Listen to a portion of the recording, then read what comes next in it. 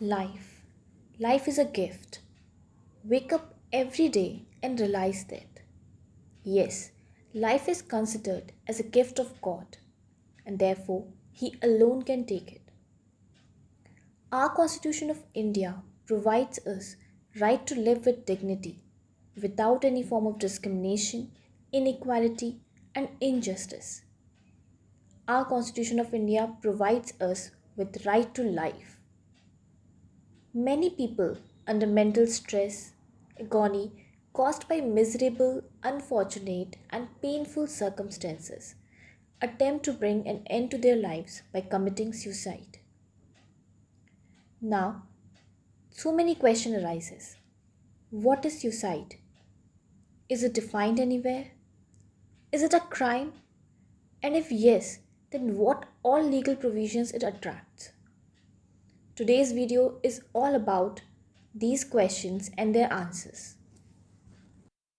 जब हम सुसाइड की बात करते हैं तो हम सीधे इंडियन पीनल कोड को देखते हैं क्योंकि सुसाइड को लेकर वहीं पर कुछ प्रोविजंस दिए हैं but suicide Indian penal code में भी कहीं पर डिफाइन नहीं है। तो अगर इसकी एक जनरल डेफिनेशन देखें तो suicide is killing one self intentionally so as to extinguish one's life and to leave this world. Suicide का मतलब होता है खुद को इंटेंशनली मार लेना। Oxford companion to law explain करता है सुसाइड एज सेल्फ किलिंग और टेकिंग वंस ओन लाइफ। अब जो हमारा नेक्स्ट क्वेश्चन है कि क्या सुसाइड क्राइम है इंडिया में, तो सुसाइड इंडिया में कोई क्राइम नहीं है। It is as such no crime in India. लेकिन अटेम्प्ट टू कमिट सुसाइड वो एक ऑफेंस है और वो पनिशेबल है under section 309 of IPC 1860। Suicide crime नहीं है लेकिन अटेम्प्ट टू कमिट सुसाइड और अबेटमेंट ऑफ सुसाइड ये दो चीज़ें सुसाइड से रिलेटेड क्राइम हैं अंडर आईपीसी। तो मतलब अगर कोई पर्सन अनसक्सेसफुल हो जाता है सुसाइड कमिट करने में, मतलब वो सुसाइड कमिट करता है लेकिन उसकी डेथ नहीं होती, तो वो सेक्शन 309 में ऑफेंडर है, उसको वहाँ पे पनिशमेंट मिलेगी। तो अब इन दोनों सेक्शंस को पढ़ते हैं। Section 306 is abetment of suicide. If any person commit suicide whoever abets suicide shall be punished with imprisonment of either description for a term which may extend to 10 years and shall also be liable to fine। Abetment का क्या मतलब होता है? Abetment मतलब होता है उकसाना किसी को, आप उनको इंकरेज कर रहे हो वो ऑफेंस करने के लिए। तो अगर कोई पर्सन सुसाइड करता है और उसके पीछे अगर कोई उसको उकसा रहा है, कोई उसको इंसाइट कर रहा है, अबेट कर रहा है, तो उस इंसान को जो उसे उकसा रहा है पनिशमेंट मिलेगा with the imprisonment of term which में extend to 10 years and shall also be liable to fine, और साथ में फाइन भी लगेगा। Then section 309 attempt to commit suicide. Whoever attempts to commit suicide and does any act towards the commission of such offense shall be punished with simple imprisonment for a term which may extend to 1 year or with fine or with both।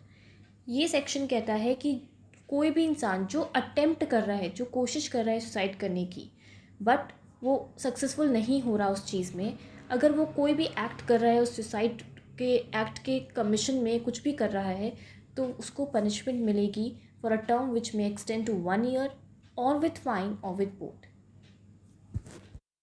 तो मतलब suicide is not an offence, suicide कोई offence नहीं है, but उसका abetment, उसका attempt, ये offence बनाया गया है इंडियन पीनल कोड में। अब हमारे कॉन्स्टिट्यूशन में हमें आर्टिकल मिला है article 21 which says protection of life and personal liberty.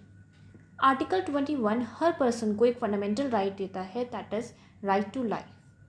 Now the question is whether right to life includes right to die। क्या जीने के अधिकार में मरने का अधिकार भी है? तो इस पे बहुत से केसेस हैं। पहला केस है Maruti Shripati Dubbal versus state of Maharashtra AIR 1987।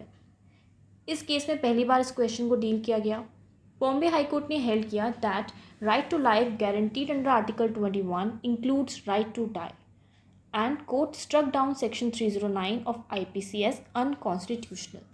तो इस केस में कोर्ट ने बोला कि राइट टू लाइफ में राइट टू डाई भी इंक्लूडेड है।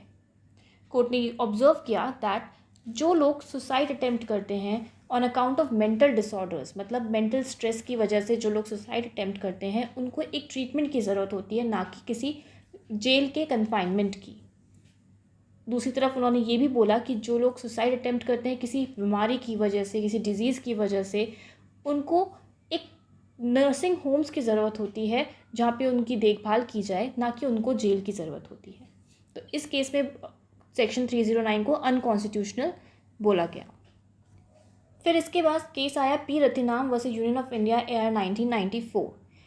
कोर्ट ने सपोर्ट किया मारुति श्रीपति दुब्बल के डिसीजन को और हेल्ड किया that right to life embodies under article 21 also embodied in it a right not to live a forced life और राइट टू डाई।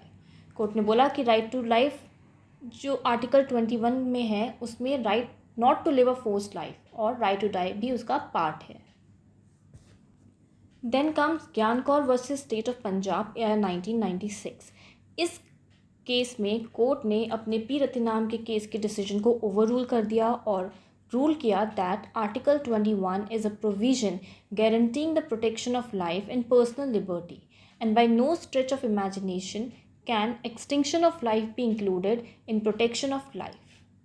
कोर्ट ने इस केस में पी रतिनाम के केस का डिसीजन को ओवररूल करते हुए ये बोला कि आर्टिकल 21 प्रोविज़न है जो कि प्रोटेक्शन ऑफ लाइफ देता है और आप इसमें लाइफ को लेने का अधिकार, मतलब राइट टू डाई का अधिकार उसमें नहीं इंक्लूड कर सकते।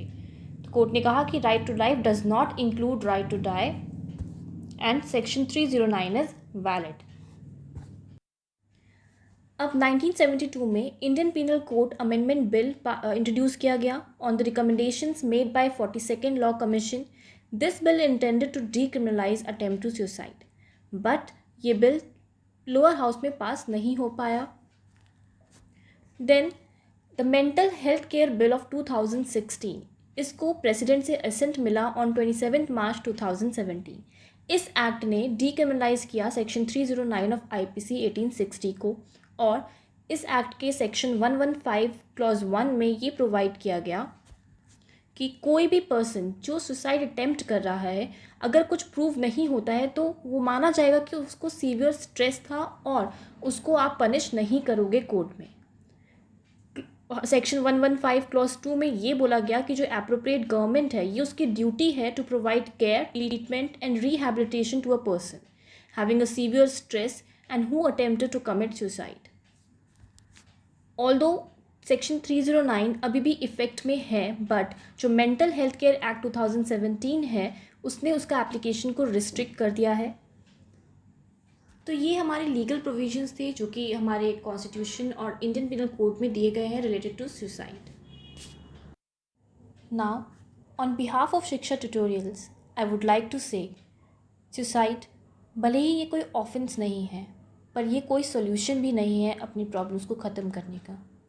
आप कितने भी बड़ी प्रॉब्लम में हो, there is always a solution for it.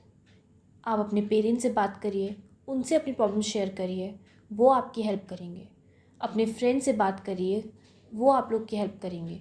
पर ये स्टेप कभी भी नहीं लेना चाहिए। All we have is now and if you stay positive in any situation, how hard it may be, you will always win. Never give up. Maybe today is hard and maybe tomorrow is also worse, but the day after tomorrow it will always be sunshine. So please remember, this is not the solution. Stay positive. Share your problems with your dear ones. Take care. Thank you all.